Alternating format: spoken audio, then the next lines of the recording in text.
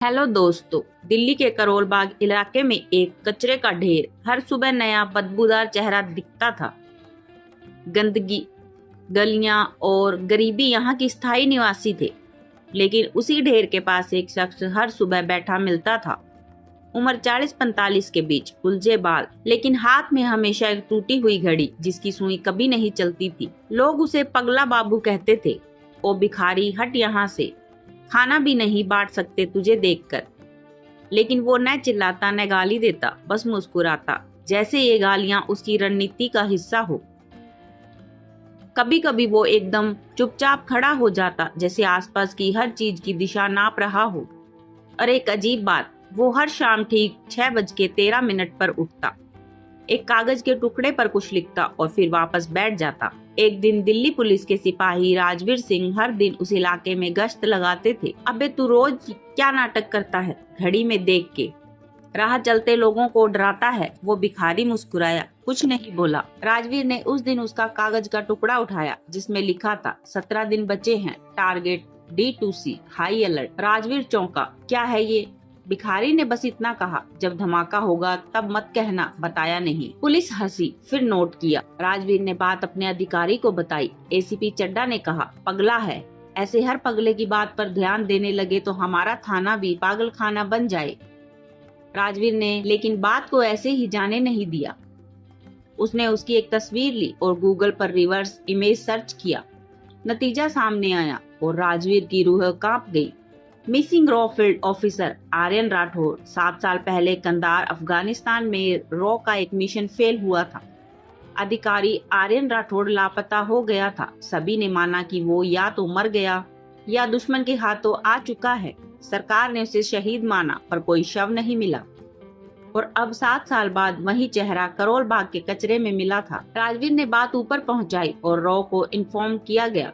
Raw ने तुरंत उसे क्लोज वॉच में लेने का आदेश दिया, पर किसी को पास जाने की इजाजत नहीं दी। उनके शब्द थे, अगर वो वाकई आर्यन है तो उसे छेड़ना नहीं, वो कोई मिशन पर है। आर्यन राठौर यानी पगला बाबू हर दिन कुछ खास गतिविधि को नोट करता। गाड़ियों के नंबर प्लेट, आने जाने का समय, एक खास दुकान के बाहर CCTV का एंगल बदलना। वो पागल नहीं था, वो जासूसी कर रहा था।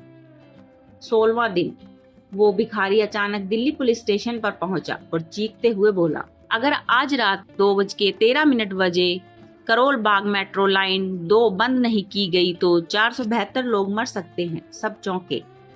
ACP ने फिर हंसी उड़ाई, अरे फिर वही कहानी, चल पकड़ो इसको और ले जाओ पागल खाने। लेकिन राजवीर नहीं माना। उसने दबाव डाला और आखिरकार एक यूनिट को भेजा गया। मेट्रो लाइन 2 पर एक कूड़ेदान के नीचे एक संदिग्ध बैग मिला जिसमें वायर्स, टाइमर और हाई ग्रेड प्लास्टिक एक्सप्लोसिव लगे थे। Timer 2:13 AM। सारा थाना सन। रॉ ने पुष्टि की, हाँ यह आर्यन राठौर है, हमारे सबसे कठिन मिशन ऑपरेशन नारायण का फील्ड अफसर। वो दुश्मन देश में 5 साल रहकर भारत लौटे थे, पर अपनी पहचान छुपाकर, ताकि बाकी दुश्मन सोते रहें। 7 साल पहले अफगानिस्तान बॉर्डर, वर्ष 2018, रॉ का top secret mission operation Narayan. लक्ष्य था पाक समर्थित आतंकी ट्रेनिंग कैंप को ध्वस्त करना और एक बायोकेमिकल वेपन को ढूंढना जिसे भारत पर इस्तेमाल करने की योजना थी। टीम में 4 लोग थे, लेकिन जब हमला हुआ सब मारे गए। केवल एक बचा, आर्यन राठौर।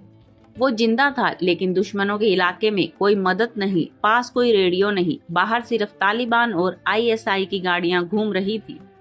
आर्यन को खुद को मरा घोषित करने का नाटक किया, खुद की लाश जला दी और नाम बदलकर अफगानिस्तान के एक गांव में आरिफ बन गया। दिल्ली, उसी रात जब टीवी पर आया रॉ एजेंट आर्यन राठौर डेड, संजीवनी जैसे पत्थर में बदल गई। उसके बेटे अग्नि को वो दिन आज भी याद है। मम्मी ने रोकर पूरा घर भिगो दिया और फिर 7 साल तक एक भी आंसू नहीं गिराया। संजीवनी ने दूसरी शादी नहीं की। हर साल आर्यन का बर्थडे अकेले मनाती रही। हर फोटो, हर खत, हर किताब संभाल कर रखी। गांव की एक बूढ़ी माँ जिसके हाथ कांपते हैं पर आंखें रोज मंदिर के सामने इंतजार करती है। पंडित जी कहते हैं आर्यन मर गया, पर मुझे लगता है मेरी कोख से जन्मा लड़का यूं चुपचाप नहीं जाएगा। माँ ने उसके लौटने के लिए 7 साल तक घर में दिया जलाए रखा। भारत में रो को भी यकीन नहीं था कि आर्यन जिंदा हो सकता है, लेकिन एक टॉप अफसर रणवीर घोष उसकी ट्रेनिंग से वाकिफ था। अगर आर्यन जिंदा होगा तो दुश्मन की छाव में सबसे ज्यादा रोशनी वो ही करेगा। रो ने उसकी तलाश जारी रखी, लेकिन अफगान सीमा पार करना असंभव था। आईएसआई की नजर। आर्यन को शक था पाकिस्तान अब एक नया ब्लास्ट प्लान कर रहा है, जिसमें दिल्ली, मुंबई और जयपुर को साथ में निशाना बनाना था। आईएसआई के कुछ ऑफिसर उसे पहचान चुके थे। उस पर हमला हुआ, लेकिन वो बच निकला और भारत की तरफ पैदल लौटना शुरू किया। वो सीधे दिल्ली नहीं गया। उसे लगा आईएसआई उसके पीछे हो सकती है। अगर वो सीधे रो हेडक्वार्टर जाएगा तो शायद लोगों की जान जाएगी, इसलिए उसने खुद को भिखारी बना लिया। करोल बाग में बैठा, जहां आईएसआई एजेंट्स का मीटिंग पॉइंट था। वो हर दिन सूचना जुटाता, हर नंबर प्लेट, हर कैमरे की मूवमेंट रिकॉर्ड करता और हर शाम 6:13 पर उस जगह की दिशा में नोट्स बनाता जहां उन्हें प्लांट करना था बम। उसने पुलिस को कहा था, अगर रात 2:13 बजे तक लाइन बंद नहीं की गई तो 472 लोग मरेंगे। पुलिस मानी नहीं, पर सिपाही राजवीर ने जिद की। रो ने हस्तक्षेप किया, बम मिला, पूरी दिल्ली रो पड़ी। रो अफसर रणवीर घोष खुद उसके पास पहुंचे। सैल्यूट ऑफिसर आर्यन, आप जैसे देशभक्त को हमने खो दिया, समझ लिया था। आर्यन ने आंसू नहीं बहाए, बस कहा, मैं जिंदा इसलिए रहा ताकि अपने देश को बचा सकूं। अब बताइए मुझे फिर कहाँ जाना है? रणवीर बोले, इस बार आपको किसी मिशन पर नहीं, घर भेजना है। माँ अब भी आपको प्रसाद के साथ याद करती है। पत्नी ने 7 साल तक संदूर नहीं हटाया। बेटा अब सवाल पूछता है, पापा वॉर में क्यों मरे? दिल्ली के एक छोटे से घर का दरवाजा खुलता है। एक बूढ़ी औरत चौंक कर देखती है। आर्यन। आर्यन चुप, आंखों से एक आंसू, और माँ दौड़कर उसके सीने से लग जाती है। पत्नी संजीवनी पीछे खड़ी है, कांपती हुई। बेटा अग्नि धीरे धीरे पास आता है। आप पापा हो? आर्यन फूट फूट कर रो पड़ता है। हाँ बेटा, अब कहीं नहीं जाऊंगा। रो जैसी संस्था में क्लीन चिट कोई मामूली बात नहीं होती। जब उसकी रिपोर्ट प्रधानमंत्री कार्यालय तक पहुंची, एक लाइन में सब लिखा था, मिशन पूरा हुआ, एजेंट जिंदा है, देश बच गया। पीएमओ से कॉल आया, उसे सार्वजनिक रूप से सम्मानित नहीं किया जाएगा, पर भारत सरकार उसे अदृश्य शौर्य पदक देगी, सबसे गोपनीय वीरता सम्मान। वो न कोई मीडिया कवरेज थी, न कोई स्टेज, न बैंड बाजा, बस एक काले रंग का छोटा हॉल, जिसमें पीएमओ के अधिकारी, एनएसए, रो के प्रमुख और आर्यन की माँ, पत्नी और बेटा। रो चीफ ने उसे मेडल पहनाया और कहा, देश को नहीं पता कि तूने क्या बचाया, लेकिन हम जानते हैं, अगर तू नहीं होता तो आज करोल बाग कब्रिस्तान बन गया होता। उस रात जब आर्यन अपने परिवार को लेकर अपने पुराने घर लौटा, मोहल्ले के लोगों की नजरें झुक गई। कभी सबने कहा था, मर गया होगा, क्यों बेचारी को दुख में रख रहे हो? आज वही लोग दरवाजे पर फूल लेकर खड़े थे।